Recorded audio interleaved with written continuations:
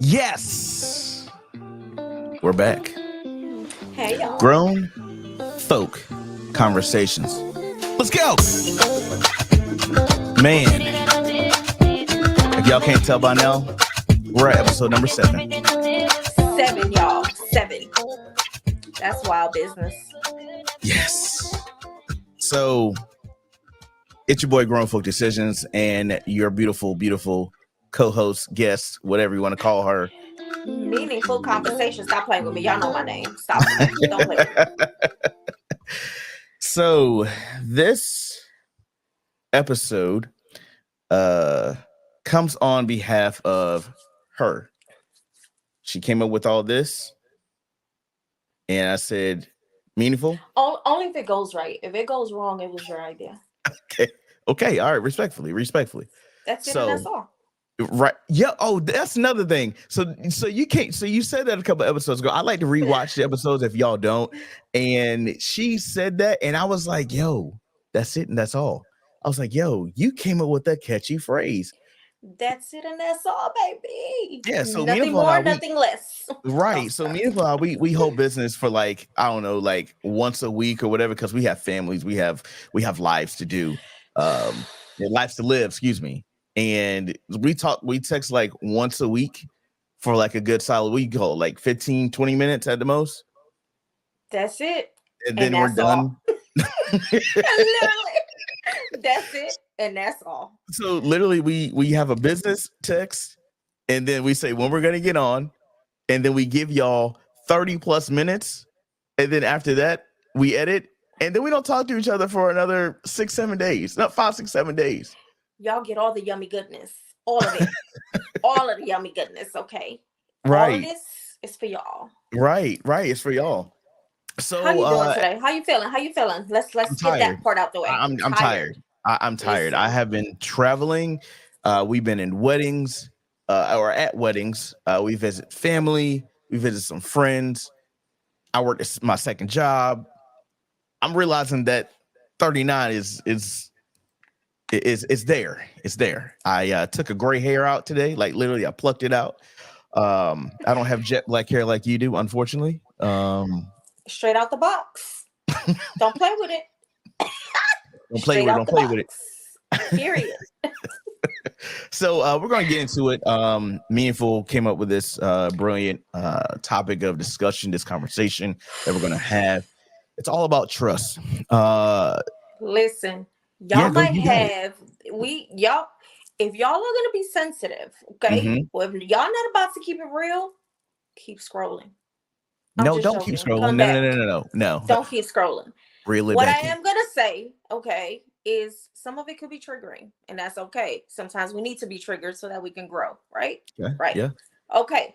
So all about trust. This, you know what? This might have to be more than one episode. Trust is a big topic. Mm-hmm. First, we need to figure out what is trust. Then we have to figure out, is it important? What happens if you break it? How do you gain it? And once it's broken, do you get it back? You understand what I'm saying? That's a big topic. That's deep. Do things change once you attempt to get it back? What changes? So many different things. And then as soon as people talk about or think about trust, like, do you think immediately relationships? Do you think cheating immediately? Or what is it that you think about? So we're talking about that type of trust. Any type of trust, period. There isn't a specific type of trust. It's unless you talk about my trust fund that I have no access to until I'm about not here anymore. That's a different kind of trust. We love that one. But okay, so when you hear trust, like, what do you think about? Loyalty. Okay.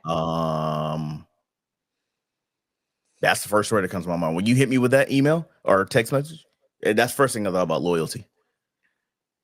Loyalty. Okay. Because I can't trust you if I'm not loyal to you. And just to give y'all a backstory to this, again, Meaningful and I live in 2 different states. She lives in Texas. I live in Virginia. And nobody told you to serve in the United States military. My bank account said so. she has to trust me that I won't be texting her, or sexting her or trying to holler at her. I'm just being real, just being real. You know what I mean? You had to put some type of trust in me because again, we met on TikTok. You know what I'm saying? Just in a live. You had to Right. and trust in me, saying, you know what? Let me take a shot, and vice versa. I had to trust you. You know what I'm saying? Because I mean, if y'all go to her Y'all page, are some creeps out there, okay? Some creeps. a lot of creeps. Men and women, okay? Creeps. Yeah. A lot of them. Yeah. Okay. Let's So reel just it back. moving forward, that's why I thought about loyalty. Okay. Okay. What do you think about when it comes to trust? Man, it's almost like as soon as I think trust, I think broken. But I think it also depends on your experiences. Well, first and foremost, right? You came up with loyalty. I came up with broken. What exactly? How do we actually define trust? Like, what does that look like? What are we like? How can we even begin to get into that topic?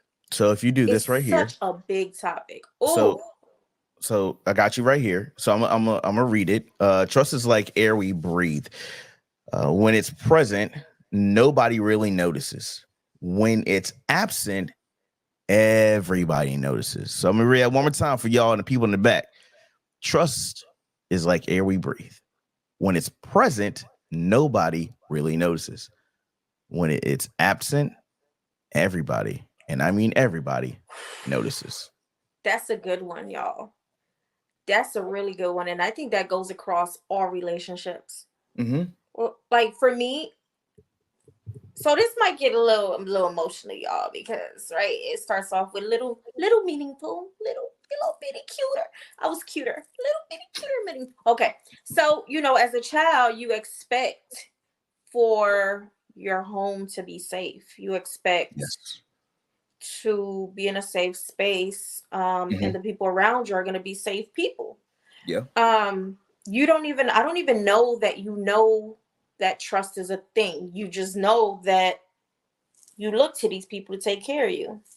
When you grow up in an abusive environment, whether it's sexual, physical, emotional, whatever, all of the above at the same time, you just grow up knowing it's still not even the word trust. You grow up knowing that things and people and environments just aren't safe. You know that you have to attempt to do whatever you need to do to keep yourself alive. So you don't even know before you even understand the concept, your brain is already being molded to live and to survive without trust, which is crazy because then as an adult, first of all, you don't trust yourself. That's first and foremost. You don't trust yourself because you don't even know. It's almost like you don't know who you're going to be safe around. The people that you were supposed to be safe around weren't safe, and you put your trust or your definition of trust into them, and they violated you. So now you're just like, so what now? Like, what am I supposed to do? Where is this going? You know what I mean? So then you just have this irrational fear of people and environments and whatever's. You do not have a healthy idea. You don't have a healthy relationship with trust, none of those things, right? Then let's say you start doing the work, right? Eventually you start to do the work and you finally trust. Trust is huge for you. Trust is super important because trust, safety, security. Security means survival. Sure. That's all of it. Somebody violates that. Now it's the end of the world for you. At that point, it goes from that for someone whose trust had been violated or who had to kind of like work at it at a later time. It's almost black and white. There is no gray area. It's like either now you got it, I gave it to you, you earned it, keep it, or you ain't shit, you violated it, and now I don't trust anything that comes out your mouth. There really isn't an in between. But what I did learn in therapy is this, which is interesting. There should never be any one person. It's trust is not so black and white. Trust is literally a gray area. I might be able to trust you with my children, my home, and my finances, but I may not be able to trust you with paying a bill on time or whatever. You know what I mean? Like it's broke. But with us as human beings, with me specifically, either I trust you all the way or I don't trust you at all. Wow. I think that cuts real deep, because that goes back to, I mean, you've had some emotional things going on in your life, which everyone has, and as you're speaking, if y'all see me looking this way and that way, I have broken. Damn, girl. Oh shit, you weren't supposed to do this, yo. Oh man. I told you we're gonna get emotional. It happens. Trust is big. It's powerful. Trust cuts deep. When you violate that cuts deep, baby. I've broken some trust. This was not pre-planned, by the way, guys. This is not pre-planned. Damn, meaningful. Like, I thought you were gonna like be all joking and stuff like that. So I have broken some trust. Not a lot of trust, but I have broken some trust in my past. And it takes a lot to get back.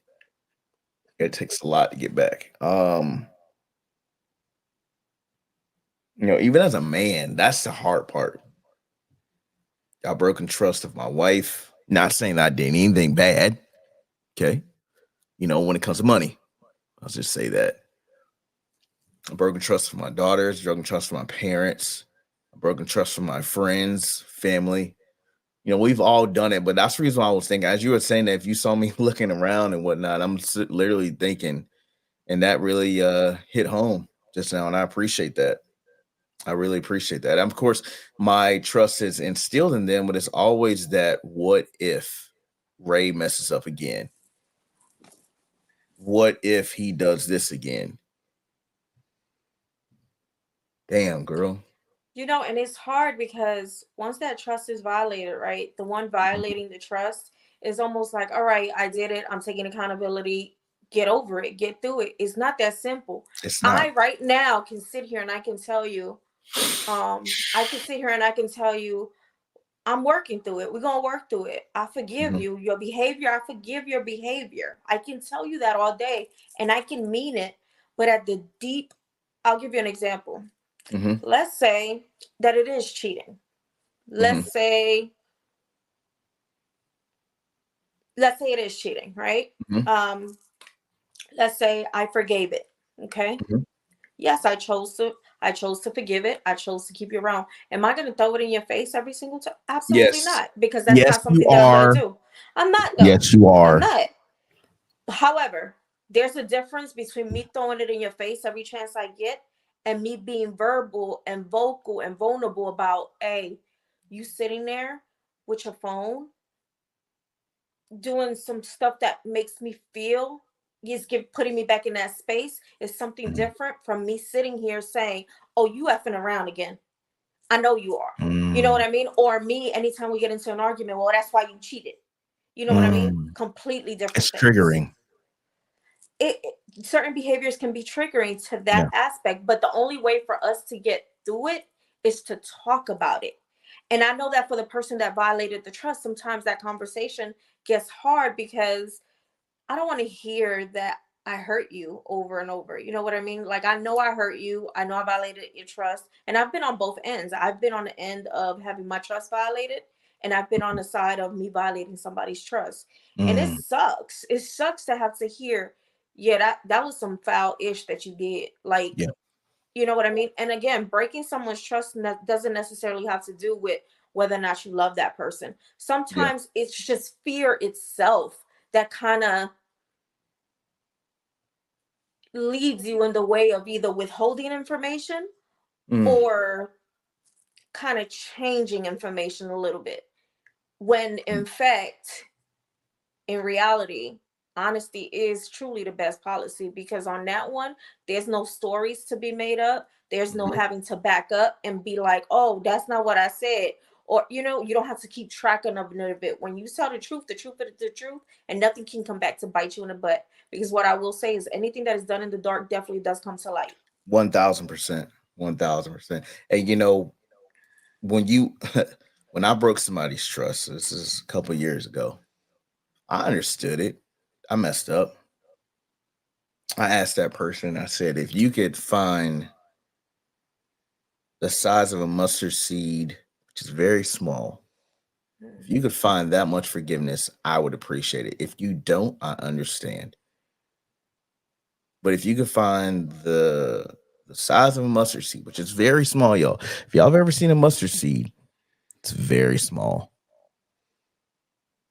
And I said, if you can give me that much, go ahead. And I'm small, smaller than me, and I'm small, y'all. Unfortunately, she's not. Cap. You're a hater. Anyway, continue. No, I'm just telling the truth. Well, the truth hurts. Anyway, y'all got to see the real me. And on that note, no, I'm playing. I want to know something real quick. What does your shirt mean, by the way? It says people with 1, 2, 3, 4, 5 stars. Whoa, it says easy. Absolute nightmare, would not recommend. Explain that shirt. Kind of like, how when you go to a restaurant and you be like 5 out of 5 stars, absolutely recommend. This one is 1 out of 5. Do not recommend. Oh, so you don't recommend people? No. I love people. I'm just joking, guys. Jeez. I didn't make it. Y'all trust her now? Do y'all really trust her? She just hold on. She just came out and told y'all, huh? Do y'all really trust meaningful conversations more than grown decisions? First of all, because anybody that has watched me on TikTok, make sure y'all follow me if y'all don't already follow me. Same name, okay? They already know that I say it all the time. I love y'all. I do. I love interacting with y'all, but I also love being able to hit the end button, okay? Because I get overwhelmed by people. People overwhelm me, okay? Yeah. I can tolerate people for a little while, and then I'm done with people, and I got to recover from peopling. That's a fact. Yeah. Recover from peopling? Yes. That's a new one. Yes. I need a detox from peopling. That's the thing. That's the thing. Okay. All right. Respectfully. And that's the reason why we go on destination trips. Yeah. To get away. That part. Because I like to go back to trust. Reel it in. Right. Back to trust. I'm from North Carolina, born and raised on the playgrounds where I spent most of my days. Relaxing, all cool, and I'll shoot some b-ball outside of school. Won a couple of guys. They were up to no good. Started making trouble in my neighborhood. I got one look. Okay, yeah. Come on. So this happened in my hometown, Raleigh, North Carolina. It's been happening, but it just made the internet blow up a little bit.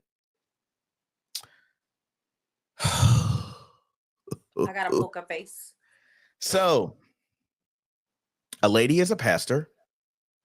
Okay. She was married for a long time. Her husband, they were married, passed away. So she got married again to another gentleman.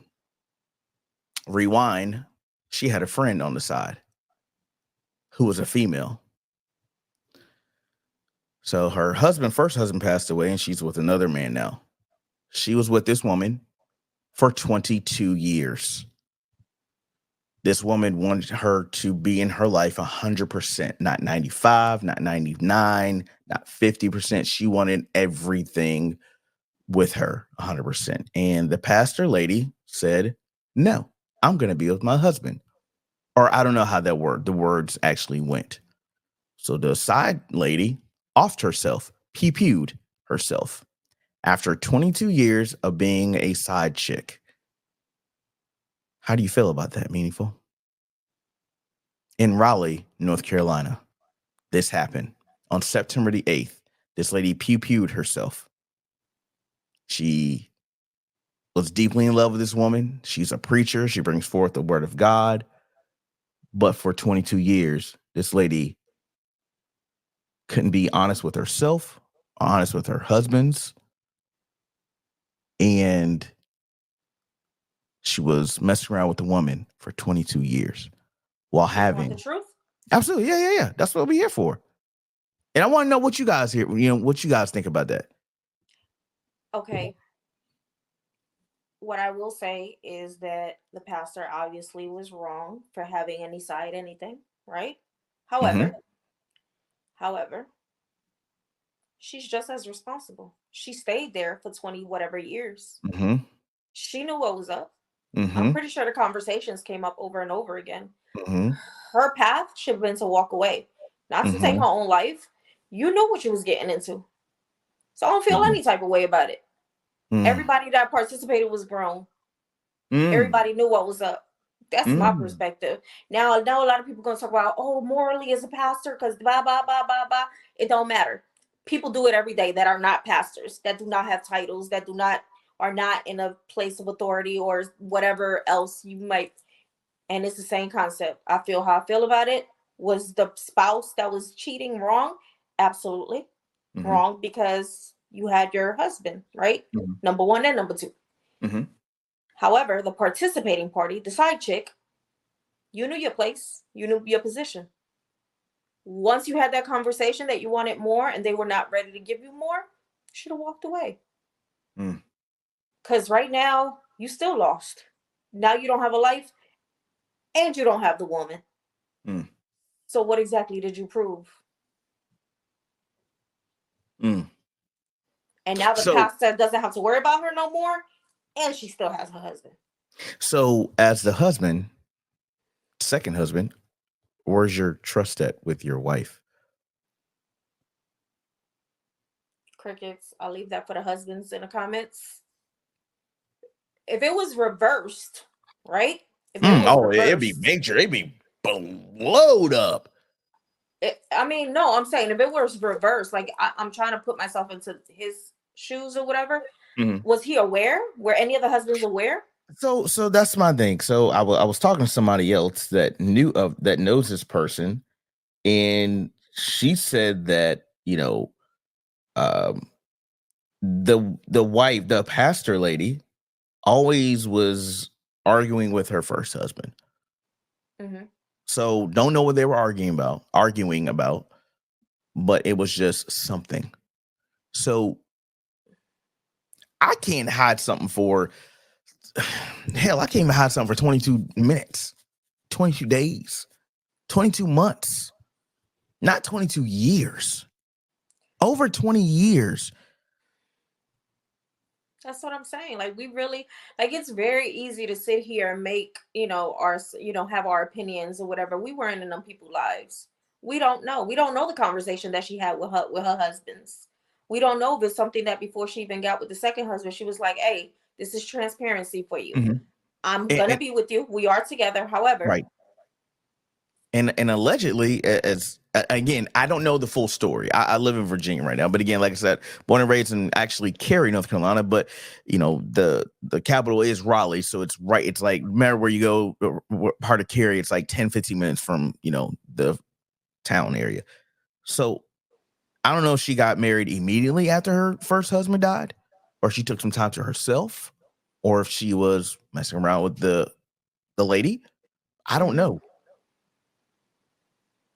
And that's the thing, even within your own relationship, if that was your own relationship, are you ever going to stop asking questions? Is it going to ever be a thing where you feel like you know the whole story? And even if you did know the whole story, is it going to be enough? Right. In her congregation, do you trust this woman bringing forth the word? We don't talk about religion a lot or politics a lot. But like, do you trust this woman bringing forth the word of God to you via the pulpit? The one thing that we need to remember as people, as Christians, right? Because again, we do not talk about religion. Right. What we do need to understand is that At the end of the day, she is a human being just like the rest of us. Right. She's not going to be perfect. Right. We expect these people that are sharing the word with us, that are interpreting the word for us and delivering the word for us to be 100% perfect. They're not. They're human just like we are. Yep. 100%. So if you want to hold her to different standards than you, then you probably need to reassess your life. Because while you sit here talk about, oh, she had a side chick, you ain't married and you sleeping with this person every single weekend. Ooh.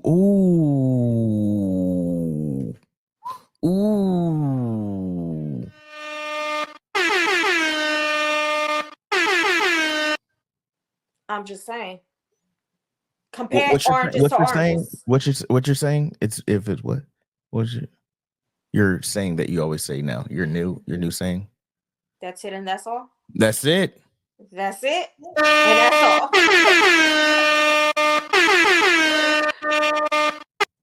Listen, I'm just saying, what's good for the goose is good for the gander, right? Is that what they say? Isn't that what they say? Hey, just because she happens to be on stage don't mean that it makes her any less untouchable or any less, she still deal with everything that we deal with. Okay. On a day-to-day basis. And it is what it is. What can you do? Wow. Now, morally, was she wrong? Yes. Again, morally, depending on what your morals are, right? Yeah. She was wrong. Yeah. Does that mean that her word is any less powerful? No, she might still be this might also be a part of her lesson. We don't know that. This might be a way that God had to sit humbling the heck out of her, had to sit her down and be like, bam, here go your lesson. Stop playing with me. But again, do you trust her? If okay, let's put it like this, Meaningful. If that was your homegirl, right? You know her since childhood. You know this woman since you grew up, right? Y'all, fought together, played on the playground together, grew up in, grade school, middle school, high school. You watched your kids grow up, vice versa. She watched your kids grow up, but you knew that something was going on. Could you trust her like that if that was your friend?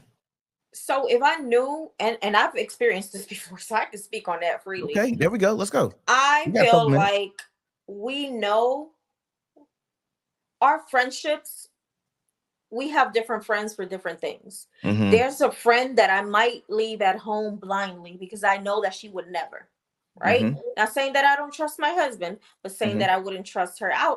There's a friend that I might be like, yeah, I don't care if I'm going to check the mail, throw out the trash, you coming with me. Stop playing with me. You know what I mean? So you know what you can trust people with and what you can't. Does that make them any less your friend? No, it just means that you're not going to be in my house by yourself. You know what I mean? Yeah. But that goes back to what I was saying with the trust. I might trust you with my kids. I might trust you with, asking you questions that I might need clarification on when it comes to the Bible in that situation, right? Whatever. But when it comes to you being around my husband, absolutely not. You know what I mean? So are you saying like could y'all go on a all-inclusive trip, right? You and your friend, you forever, your friend, her friend. Could y'all go on?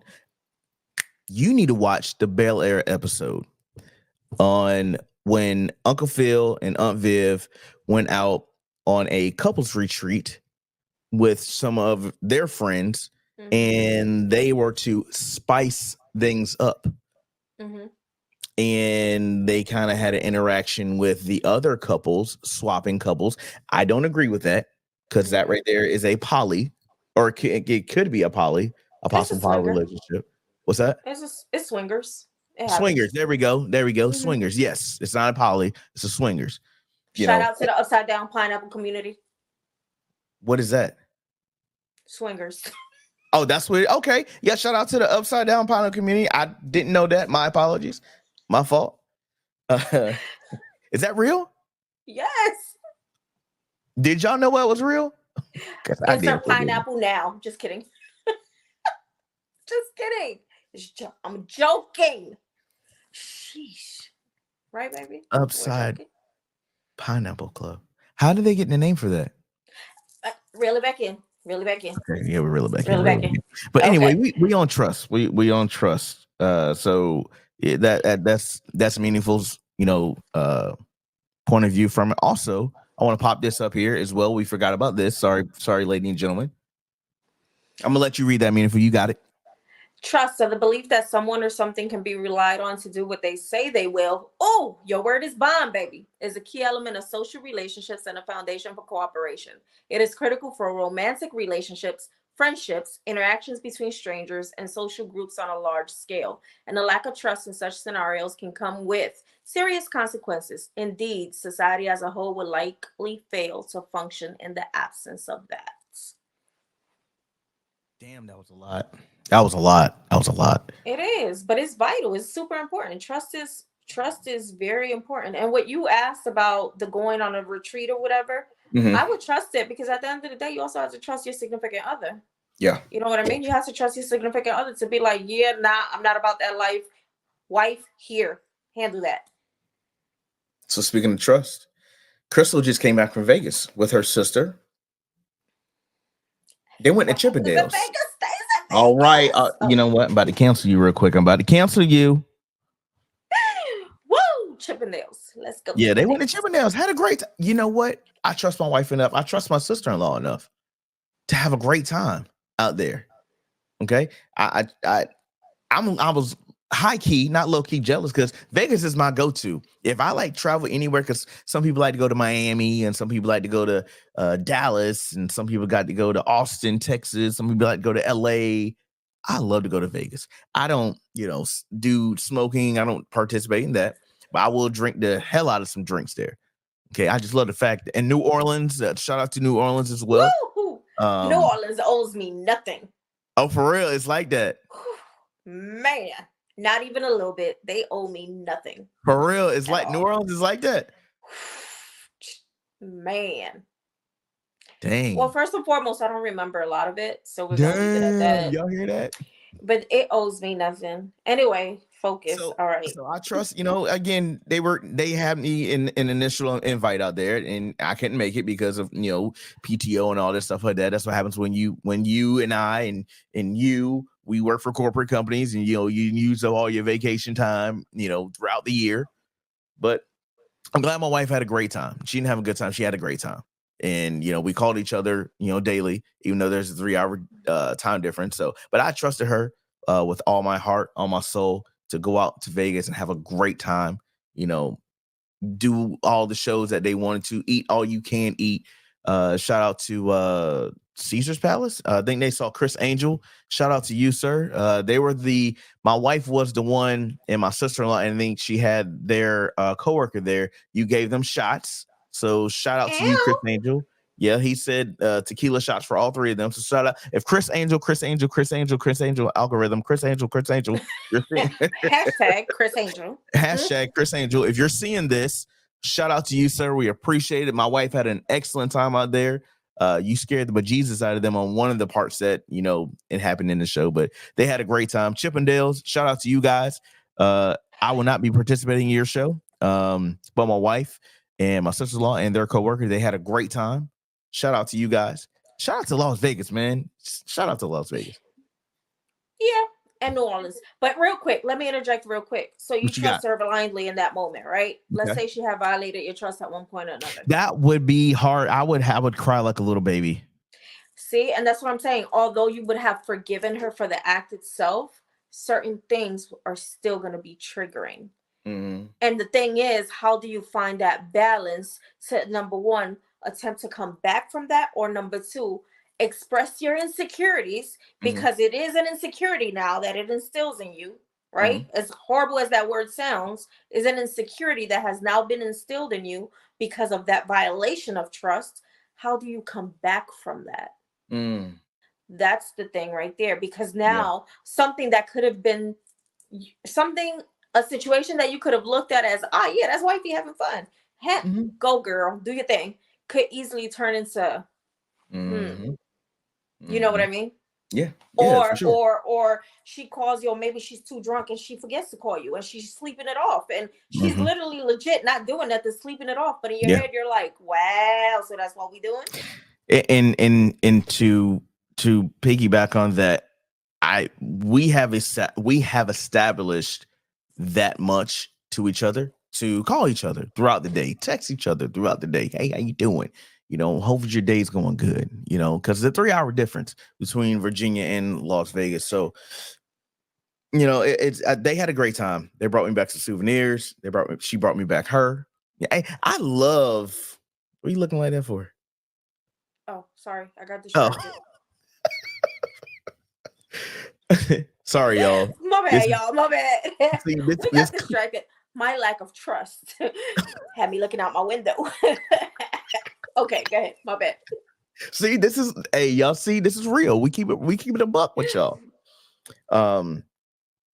I love when my wife gets off the plane, vice versa. She loves when I get off the plane and we get the baggage because that takes the longest.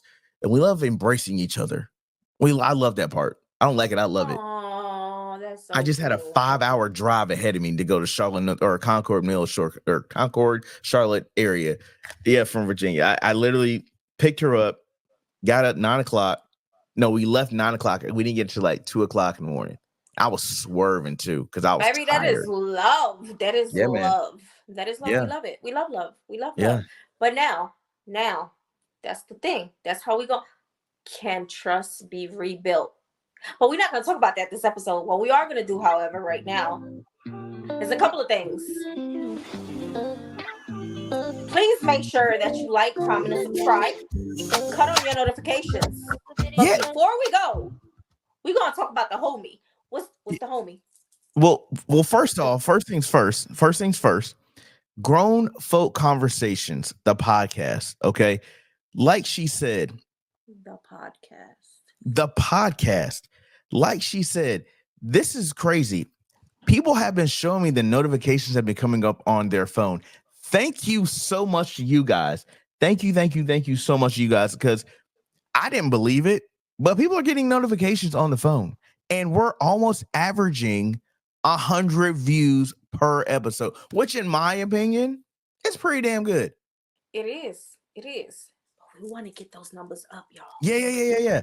So like Meaningful said, share this to your coworkers, share this to your friends. We don't come on for long. Okay, we're not an hour and a half, 2 hours of you scrolling and then stopping, scrolling and stop. We're here for we went over a little bit of time today because it got a little emotional. You know what I'm saying? I'm still a thug. You know what I mean? We're gonna cut it to a second part. We're gonna do a second part. Yeah. We're gonna cut to the second part. Yeah. So and last and certainly not least, Faith Work Apparel out of Raleigh, North Carolina.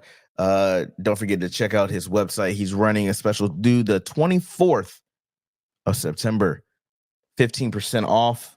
Again, it's fall time. It's shopping time. Do what you got to do. Go buy something. Tell them that Ray sent you. That's it, and that's all, y'all. So, on behalf of Meaningful Conversations, Grown Folk Decisions, y'all saw me cry a little bit. Not a lot. I'm still a thug from the suburbs. He's not a thug. At 39. Oh, yeah, from the suburbs. So, shout out to you, Meaningful. This was great, man. And hey, and just to let y'all know, we have a list of people that we want to have on here. So, if y'all be like, when they gonna hit me up? We're gonna hit you up. Just relax. We got you. Take it easy, baby. Yeah. Take it easy. We coming for you. Trust us. Trust. You know what, though? Trust. Let's go.